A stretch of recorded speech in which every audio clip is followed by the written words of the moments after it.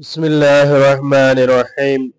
نبی کریم صلی اللہ علیہ وسلم نے ارشاد فرمایا، جو کوئی اپنے بھائی کی ضرورت پوری کرنے میں مصروف ہو جاتا ہے،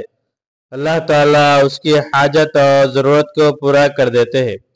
اور جو کوئی مسلمان کسی دوسرے مسلمان کی پریشانی کو دور کرتا ہے، اللہ تعالیٰ قیامت کے دن کی پریشانیوں میں سے کسی پریشانی کو دور کر دیتا ہے۔ کسی شخص کی مدد ہم اس لیے کرتے ہیں کہ اس کو فائدہ پہنچے، مگر یہ اللہ تعالیٰ کا احسان اور اس کا کرم ہے کہ وہ ہمیں اس مدد اور نصرت پر اجر و ثواب بھی دیتے ہیں، اور اس مدد و نصرت کی برکت سے ہمارے کام بھی بنا دیتے ہیں۔ اللہ تعالیٰ کی یہ مدد و نصرت دنیا میں بھی ہوتی ہے اور اس ہولناک دن بھی، جس کو ساری انسانیت کے جمع ہونے کا دن قرار دیا گیا ہے۔ اللہ تعالیٰ اس بندے کی مشکل کو آسان فرما دیں گے جب ہم اس قسم کی نیکی کے کام کریں، یعنی کسی بیوہ کی دستگیری کرے، کسی یتیم کی پرورش کرے، کسی محتاج کی مدد کرے، کسی تنگ دست کی ضرورت پوری کرے، کسی مفلوج کی حاجت پوری کرے، کسی طالب علم کی حوصلہ افزائی کرے، یا کسی مقروض کو مہلت دے، کسی بھٹکے ہوئے کو سیدھی راہ بتلا دے، یا کسی پریشان حال مسافر کی مدد کرے، اور ان تمام نیکیوں کے کام کرتے ہوئے ہمارے دل میں خوشی اور مسرت محسوس ہو، اور اس کے مقابلے میں اگر ہم سے کوئی غلطی ہو جائے، یا ہم سے کوئی لغزش ہو جائے، یا ہم سے کوئی گناہ سرزد ہو جائے، یا ہم سے کسی کو ذہنی یا قلبی یا جسمانی تکلیف پہنچے، اور اس وقت ہمارے دل میں دکھ اور غم محسوس ہو،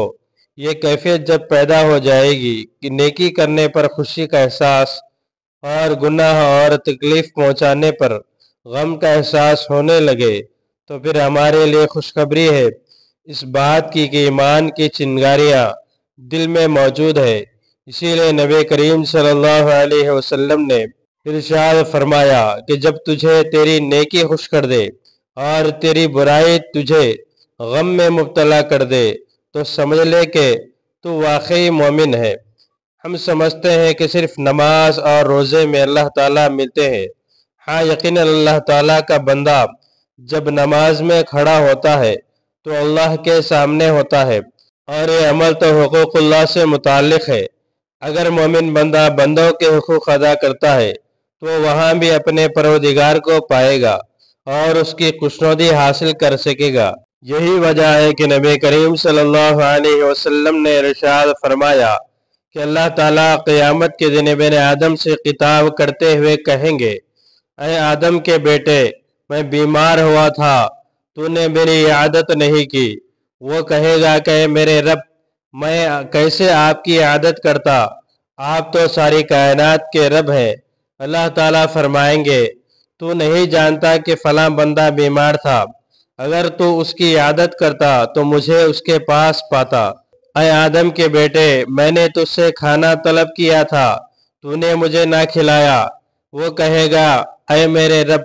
میں کیسے آپ کو کھانا کھلاتا، حالانکہ آپ تو ساری کائنات کے پروردگار ہیں۔ اللہ تعالیٰ فرمائیں گے، کیا تو نے نہیں جانتا کہ میرے فلاں بندے نے تجھ سے کھانا طلب کیا تھا اور تو نے اسے نہیں کھلایا؟ کیا تو نہیں جانتا کہ اگر تو اسے کھانا کھلاتا تو اس کھانے کو میرے یہاں پاتا؟ اے آدم کے بیٹے، میں نے تجھ سے پانی مانگا تھا، تو نے مجھے پانی نہ دیا۔ وہ کہے گا، اے میرے پروردگار، میں کیسے آپ کو پانی پلاتا، حالانکہ آپ تو ساری کائنات کے رب ہیں۔ اللہ تعالیٰ فرمائیں گے، میرے فلاں بندے نے تجھ سے پانی مانگا تھا، لیکن تو نے اسے پانی نہ پلایا۔ اگر تو اسے پانی پلاتا تو اس پلائے ہوئے پانی کو میرے یہاں پاتا۔ اور فرمائیے کہ اللہ تعالیٰ نے بندے کی بیماری کو، بندے کی بھوک کو اور بندے کی پیاس کو اپنی طرف منسوب کیا، اور یہ بتلا دیا کہ اگر تو عیادت کرتا تو بیمار کے پاس مجھ کو پاتا۔ اس قسم کی حدیثوں اور آیتوں سے ہم بخوبی سمجھ سکتے ہیں کہ مخلوق کی خدمت اور مخلوق خدا کی ضروریات کی تکمیل کس قدر اہم نیکی ہے۔ اللہ تعالی ہم سب کو اس کے حقوق ادا کرنے کے ساتھ ساتھ اس کی مخلوق کے حقوق ادا کرنے کی بھی توفیق عطا فرمائے، اور ایک دوسرے کے ساتھ انس و محبت، ہمدردی و غمخواری، رواداری و مربت، نرمی و خوش دلی سے پیش آنے کی توفیق عطا فرمائے۔ اس طرح کے اور ویڈیوز کے لیے ہمارے چینل کو سبسکرائب کریں، بعدوں میں لگے بیل آئیکن کو پریس کریں، زیادہ سے زیادہ شیئر کریں۔